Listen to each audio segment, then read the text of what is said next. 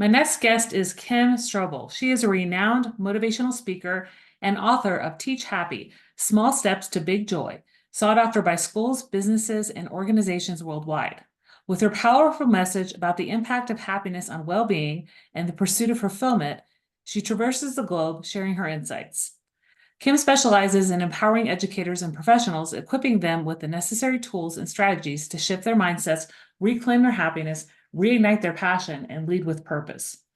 Drawing from her extensive background as a teacher and curriculum director, Kim's ultimate aim is to inspire her audience.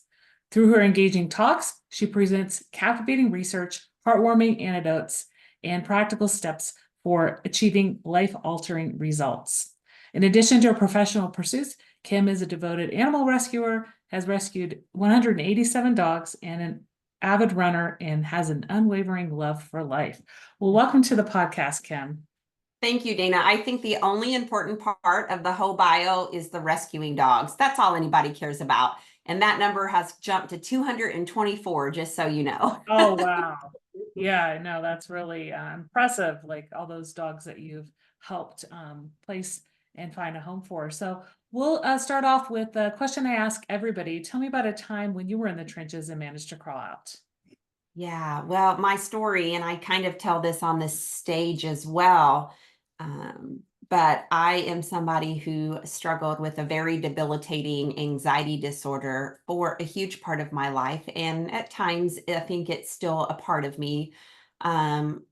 It might be a work in progress always, but when I look back in my childhood, I can tell that I was a very high functioning little kid, but I had a tremendous amount of worries that most kids don't have. And so I would do things such as go outside, and if I couldn't immediately find my two younger brothers in the neighborhood, I was convinced that they were gone. Somebody had kidnapped them, something awful had happened. I always felt like this tremendous responsibility to make sure that everybody was always safe. I know in middle school, it transitioned to if my father wasn't home by 6 o'clock on the dot, which was the time he got home, I was in the bathroom feeling nauseous, shaking, convinced day in and day out that he had died in a car accident if he wasn't home on time. And so these little anxiety things were happening, but they really, nothing was talked about. I just knew that my mind was overactive and everything else I functioned normally, played sports, academics, everything. But when I was a sophomore in high school, I was sitting in my English language arts class, and I remember within just a half of a second, I had this feeling come over me, which was impending doom. My body started to sweat. It shook uncontrollably. I lost my sense of self. I became very disoriented. I knew I was in the classroom, but everything in my mind was kind of jumbled. I didn't really know my name, or I felt like I didn't know my name. I felt like I didn't know where I was. I remember like the walls felt like they were closing in. I thought I was going to lose consciousness, and it was the most terrifying feeling I've ever felt. And that actually started a journey from about age 16 to about age 24, where my world became really, really small. I developed not just panic disorder, but agoraphobia. And back in the late 80s and the early 90s, people didn't really know about anxiety disorder, so nobody knew what was wrong with me. I went to doctors. They thought I had low blood sugar. Then I was sent to a neurologist. They thought maybe I had complex partial seizures. And the bottom line is, you fast forward to this 22, 23-year-old adult who struggled to stay at home by herself, to get in my car, drive 5 minutes to work, go to the grocery store. Like every single thing in my life, Dana, became an absolute struggle. Things that normal people my age would never have any problem doing. And I didn't know what was wrong with me. I just knew that I was having these episodes, and I felt like every 15 minutes of every day was a real struggle for me. And I remember one specific moment, and I tell this story on the stage my husband would leave for work at the time about 15 minutes before I did, which always caused a tremendous amount of anxiety because I had to be at home by myself for 15 minutes. And what if one of these episodes would come on, and how would I get help? Because when you have one of these episodes, you feel like you have 1 second Yeah. to get help. And I realized that people listening who have not had an anxiety disorder, you just can't wrap your brain around it. It's so illogical. It's so irrational. But what I always tell my audience is I want to put you in Kim Strobel's body for just a moment. And I want you to envision that you are on a train track and that your feet have been chained to the track and you cannot get off the track. Mm-hmm. And a train is coming at you at 300 miles per hour. And I tell you, you know what, Dana? That train is going to stop 1 inch before it hits you. Mm-hmm. And you are not in any danger at all. The train will not hit you. You are perfectly safe. And I ask people to see themselves in that situation and to think about what their body would feel like in their mind, because that is what I felt multiple times a day. But it was maybe even worse for me because at least Dana on the train track knows why she feels that way. She feels that way because this train is barreling towards her. Whereas my brain didn't have a train or anything to attach it to for why I was feeling the way I was, Mm-hmm. which meant I thought I was crazy. And so on this one particular morning, when my husband left, I would usually stand at the wall phone and hold it in my hands and be ready at any moment to dial 911. Mm-hmm. And I spent every morning doing that. But on this one particular morning, as things had just exasperated in my life and suffering was at just an all-time high, Mm-hmm. for whatever reason, on that morning, I remember putting the phone back on the wall hook, walking to my teeny tiny bathroom, and really curling up in this fetal position. And I just tell people the truth of the matter was I I did not want to die. I had so much life in me, so many things that I wanted to go out and do and explore and be in the world. But I had been living in this trapped mind and body now for 8 years. And the suffering became so intense that I really did plead with God that day to take my life. And I just said, I just need you to remove me from this earth so that I can feel some peace. Mm-hmm. And I tell people that I received some type of message, whether it was an outside force or just my inner knowing, but I somehow got the message that said, Kim, get up off that bath mat and get yourself some help because you are made for more. Mm-hmm. And I ended up, through a series of divine interventions, getting into a doctor who happened to be interested in anxiety disorders. And for the first time in my life, I got a diagnosis. You're not crazy. This is what you have. It's called panic disorder. Here's what's happening in your brain. And I was put on Zoloft. He then recommended me to a psychologist where I did cognitive behavioral therapy very intensively. And around that time, the self-help books were starting to come out into the world. And I found myself completely immersed in them. I was like a worker bee. I was working as hard as I could to get my life back. Mm-hmm. And that's really how I got into the field of the science of happiness today, is because I think that I've always been on that journey of, if we can really do the work on the inside of ourselves, we can make progress, on the outside of ourselves. Mm-hmm. Mm-hmm.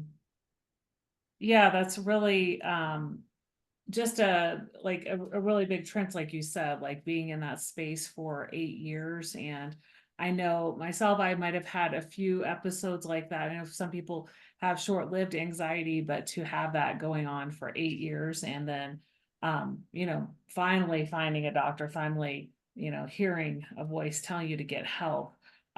So what happened in terms of getting your life back and then becoming a teacher after that, and then working as a teacher still while you're working through the anxiety? Yeah, I mean, I have had relapses at times. It's always been a struggle in my life. There's a part of me that is really working to just heal it, and I have faith that I can. Mhm. But yeah, so I ended up with full-blown panic disorder. I ended up going back to college because I had quit because I just couldn't be away from home. And gosh, you know what? Do you remember those phones that came out in the bags that you could use in your car, Dana? Those like cell phones that were attached to your car in a bag.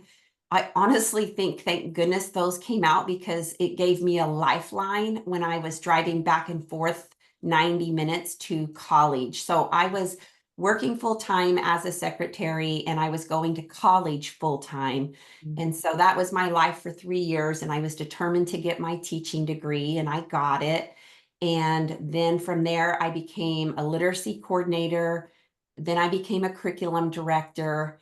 And I just always felt this sense of I really want to empower educators and other people to Mhm. feel good in their lives and to understand that we have some control over what that looks like.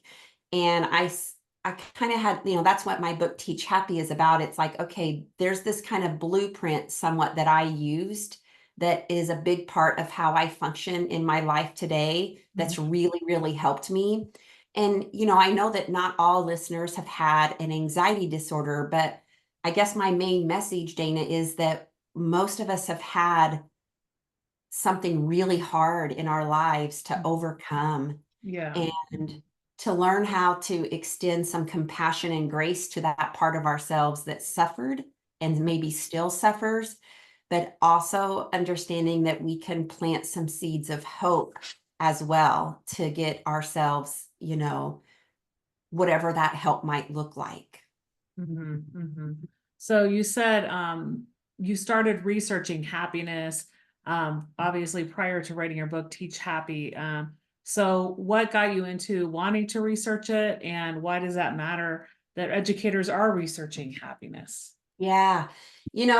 I mean, I have been reading and still read every topic there is available, but for whatever reason, about 10 years ago, I stumbled upon the happiness research by Sonia Lubermisky, and it Mhm, completely lit me up. And the research says that we all have a set baseline happiness level that we operate from. So maybe my happiness level is here, my baseline, and maybe yours is higher than mine, Dana.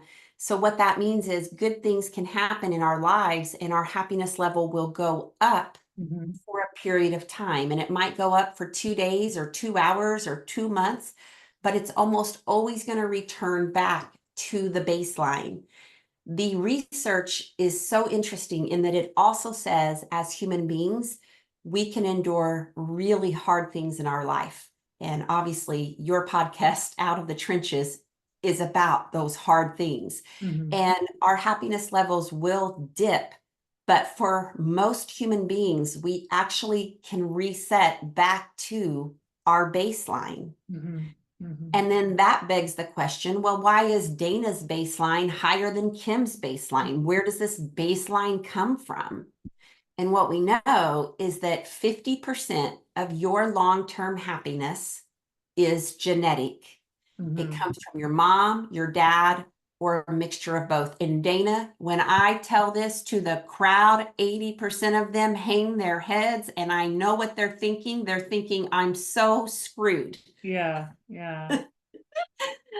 But it's true, right? We have these genetic dispositions, and some of us have brains that are kind of wired to see the good in life, and some of us have brains that are kind of wired to see what's wrong with life. But I don't want you to lose hope there. I know that feels like a lot, Mhm, 50%.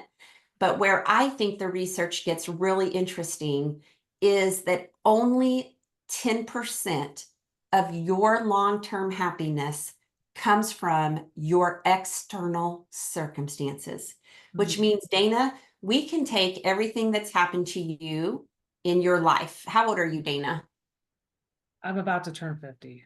Okay, so you're about my age. So from your childhood experiences, what kind of home you grew up in? Were you rich? Were you poor? Were your parents divorced? Did you get bullied? Were you popular?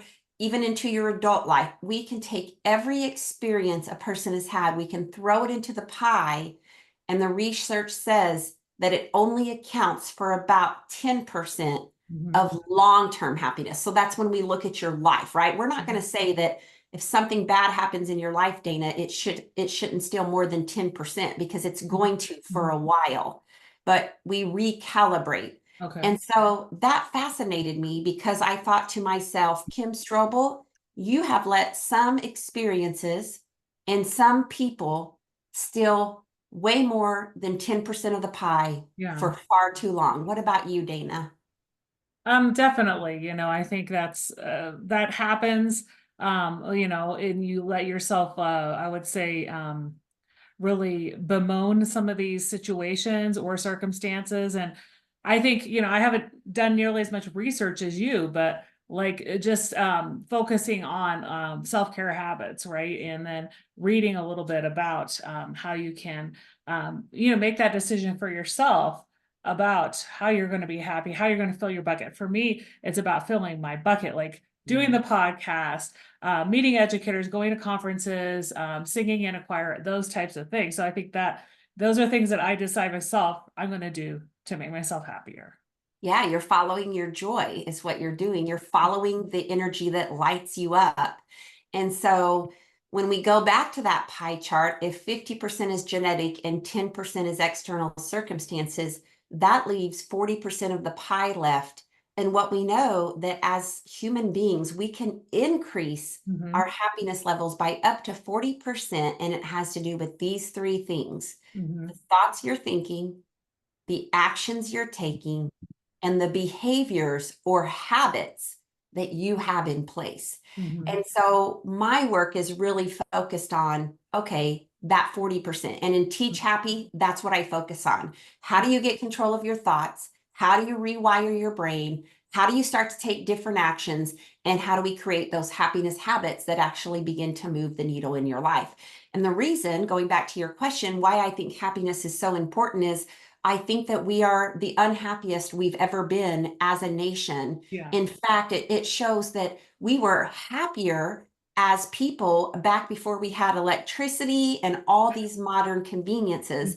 And Mm-hmm. I feel like if people get real honest with themselves, they kind of go, yeah, like I'm literally living every single day the exact same way, going to bed completely depleted, Yeah. and I don't know, Kim Strobel, what I'm supposed to do differently. Mm-hmm. And that's really the purpose of Teach Happy is let me show you these teeny tiny, itty bitty, small steps that you can begin to take in your life that are actually going to reap you a really big reward. Mm-hmm. Mm-hmm.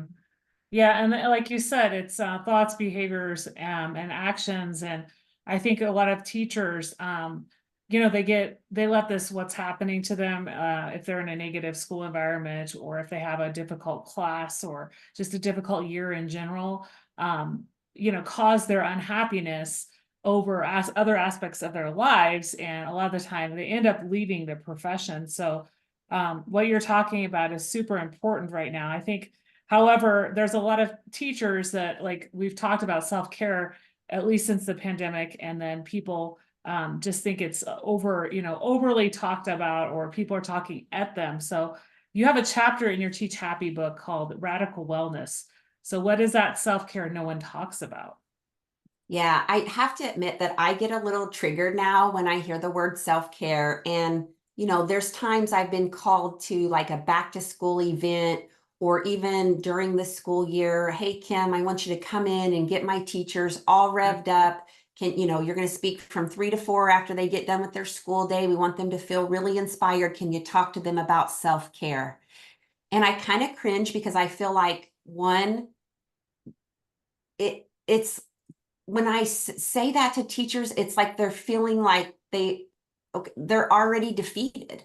right? Sure. Like I'm supposed to walk into an auditorium with 2,000 weary, depleted, drained teachers, and Yeah. I'm supposed to tell them to practice self-care. Like that's one more thing that Hmm. they're not doing that they're supposed to be doing, and then they leave feeling worse. And so I actually call it radical wellness because this is not about, go take a bubble bath or take 3 deep breaths and rub some lavender, go get a massage. Like this, to me, I love those things. I'm getting a massage this afternoon, Hmm. but that's not going to make my job less hard come Monday morning. Sure. And so radical wellness is this idea of it's messy and it's hard and it makes us uncomfortable because we have to do things differently. And so one of the things we have to do differently is we have to start to draw boundaries in our life.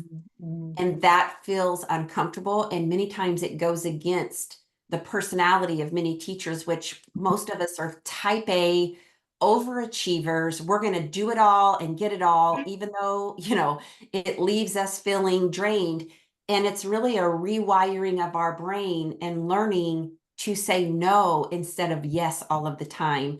And I walk them through an exercise that has them really evaluate what are the things they are saying yes to that are draining them, Mhm. and what is the script for learning how to protect our time and energy in a way that allows us to still do our job, but also gives the sacred space in our life for the other parts that are as equally important to us, but get thrown to the wayside, like spending precious time with our family in the evening and having the energy to do so, taking time out of our day for ourselves. And I know that right now, if I were to ask your listeners, how many of you have time for 30 minutes of daily exercise?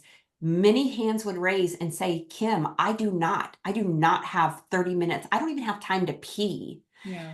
But in the book, I actually walk them through an exercise, Dana, Mhm. that absolutely blows their mind because it shows them where they're spending their time and energy. Yeah. And then it begs the question, is my time spent here fueling me or draining me? Yeah. Yeah, no, and I think that's so important because, there's a lot of people, not only teachers, but in other professions that will make that excuse. Like, I don't have the time, this, deadline or, these parent teacher conferences, there's always something. But like you said, what are those things that are draining you? What are some things you can say no to at your school? Is this really fulfilling you towards happiness? And I think also like, and I do see that in the profession in general, like people are trying to, they're not trying to be as much a people pleaser as they were. I think in the last couple of years, teachers are taking more control over not being a part of committees or not taking on extra classes or covering classes. However, sometimes they're voluntold, right? Yeah, yeah. And then they can't necessarily say no when they're voluntold. Exactly. Yes, that's true. And I think there's a chapter in the book about toxic positivity too. And I think we're well intentioned with that, but we kind of preach this storyline to Mhm. teachers thinking we're empowering them by saying, show up and be the best you can be for those kids. Those kids deserve the very best. Do it for the kids. And Yeah. I'm saying, you know what? We can't do that if our emotional health and well-being isn't at the forefront of our lives. So let's back that up. Let's reverse engineer that and actually put the focus on the teacher's well-being, the teacher's emotional health, and what that teacher needs in order to take care of her own sanity so that she has the capacity or he has the capacity to show up for his students. Hmm. Hmm. And this leads a little bit into a blog post that you wrote recently called Cultivating a Positive School Culture, Four Proven Strategies. And I'll provide a link to that. So in this article, we're talking about how, that's a foundation for thriving both students and educators. We talk so much about student achievement, bringing up our test scores, every year and all that. But what are some of the main ideas and things that you think leaders should keep in mind as they're starting the school year? And, when we get to the doldrums of November and, before our winter break, just to keep, educators feeling appreciated and feeling rested throughout the year.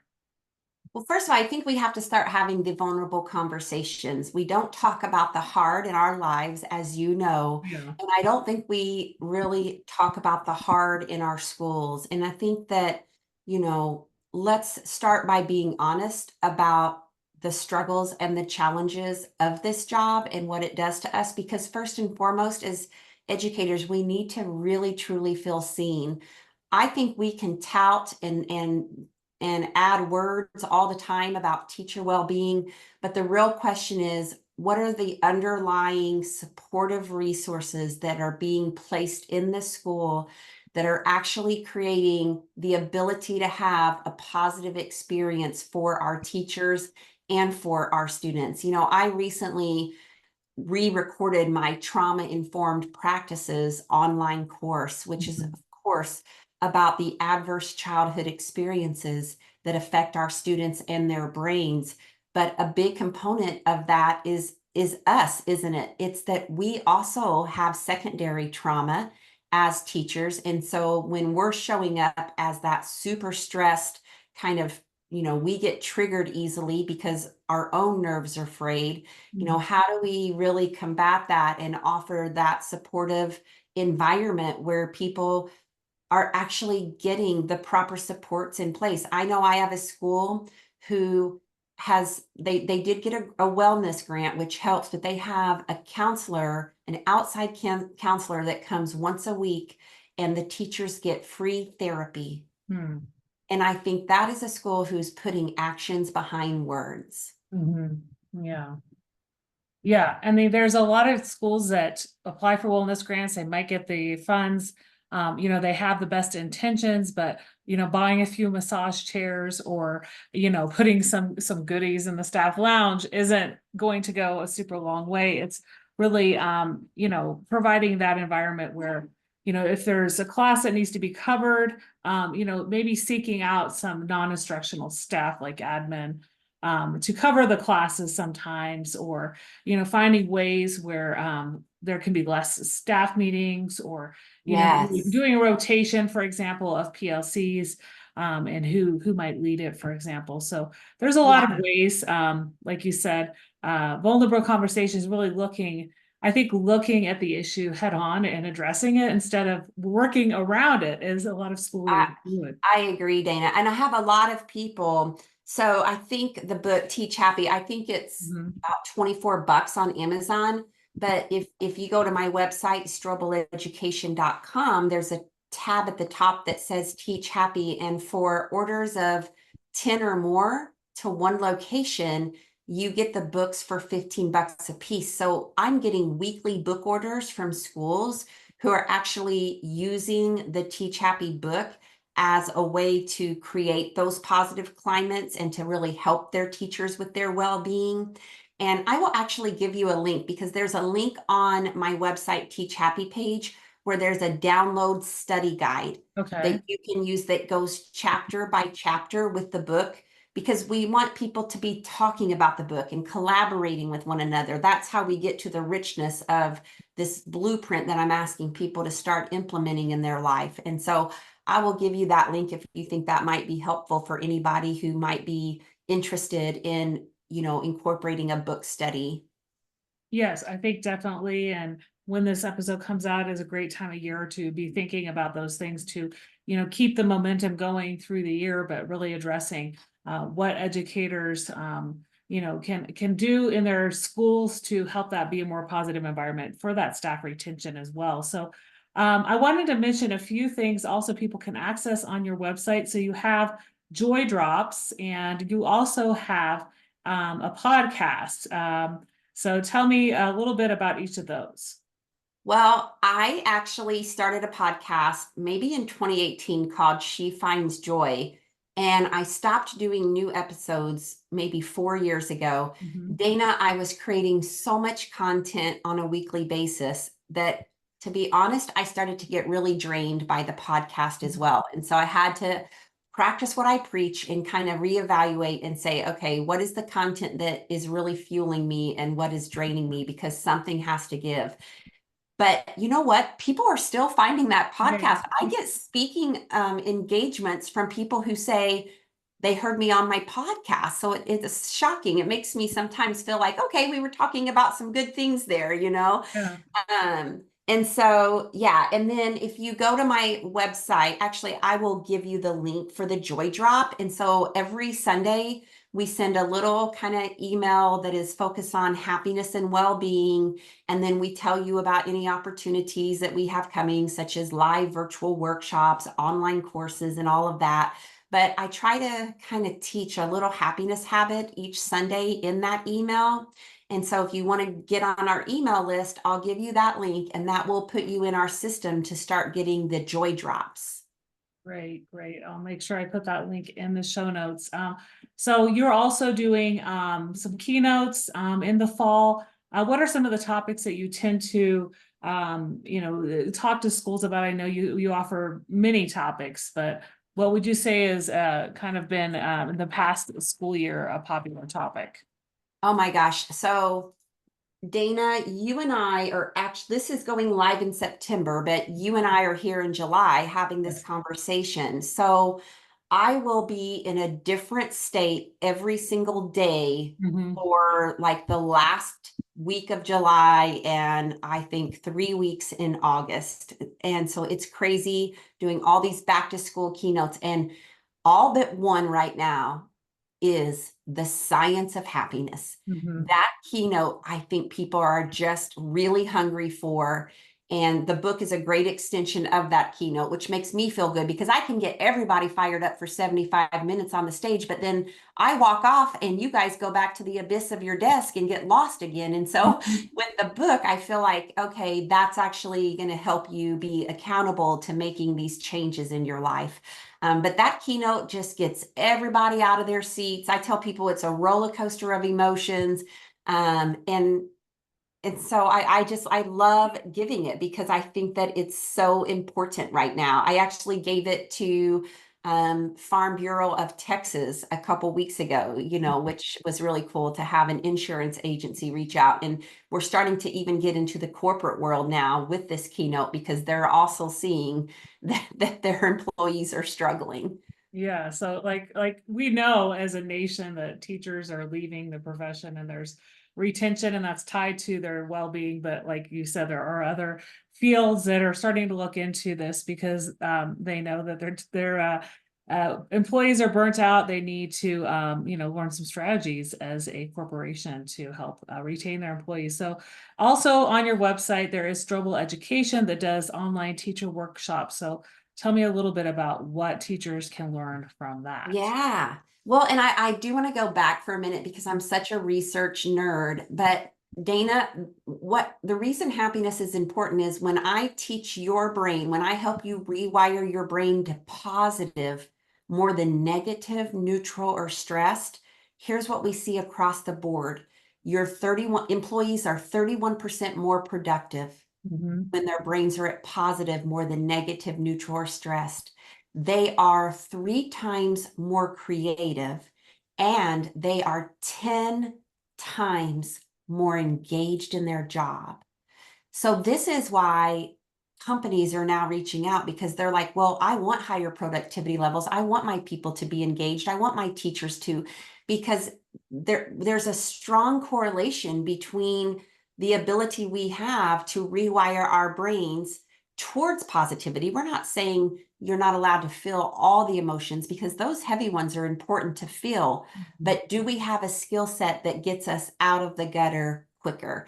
Mhm. So I just have to kind of share that with you. But going back, yeah, we offer a lot of things. So we have online courses where you get access for 9 months to go through our online course on your own. And then we have what's called live virtual workshops throughout the year where you can join us live and you can participate in a training. And if you can't be there, you get the recording afterwards. And then, yeah, we also do a lot of on-site trainings with schools. And so I have two amazing gals who are still very immersed in the classroom experience. And I think we have 15 different topics that we present on and do a lot of coaching in schools. And so, yeah, sometimes I feel like, Dana, I'm not doing enough, but when people ask me that question, and it kind of reminds me like, yes, we do have some really good, solid things that we have going right now. Yeah, and just being on a podcast like this helps get out the word for those school leaders and professional development coordinators who don't know about what you're doing. So that hopefully will Yes. reach them to think about bringing you or some of your trainers in. So um, we've talked a lot about your own struggles with anxiety and what got you out of those trenches, and then going into the educational field, studying happiness, and then your book, Teach Happier. So, in everything we've talked about today, what's one thing you'd like listeners to remember? You know, I think for me, I want us to have that deep knowing that putting happiness at the forefront of our lives is the biggest gift you can give yourself, but it's also the biggest gift you can give those around you. And women in particular are not wired that way. We Mm, actually were taught and modeled by women generations before us that you take care of everybody else before you take care of yourself. The bottom line is at the end of the day, there's never anything left over for you. mm, So it really is this great rewiring where we have to understand that we have permission. We are allowed to put our happiness at the forefront of our life. And I tell you, when you learn that, it changes every single area of your life. That's so important to remember. And like you said, teachers, people that work with youth and students in need, a lot of time we don't put ourselves first. So Yeah. yeah, really rewiring your own thinking. Well, where can people find you, connect with you online? I know we've mentioned several resources, but maybe also some of the socials that you're on or Strobel Education's on as well. Yeah. Yeah, so on Instagram, I'm Kim Strobel Joy, Joy, because somebody had the audacity to take Kim Strobel. When I found her, Dana, she's never even posted once in 5 years. So I added Joy there to that. And then I have a Facebook group called Teach Happy Mhm. as well that goes along with the book. And we have over 5,000 educators in that group. And it's just kind of a place of positivity. And it's really fun for me because I get to continue to connect with people that I've met all across the country and share with them. So those would be two great places to connect with me, along with our website, strobeleducation.com. Well, it was a pleasure having you on the Out of the Trenches podcast today. And I really hope this episode hits home with people who, are struggling personally in their work and trying to find joy in their work and their home lives, but also for those school leaders and district leaders who are feeling like, they need to do something more to retain their staff and, show that they care for them. Thank you so much for being on the Out of the Trenches podcast today. You're welcome, Dana. I'm really thankful for this platform where you're talking about the hard stuff because not everybody does that. So kudos to you.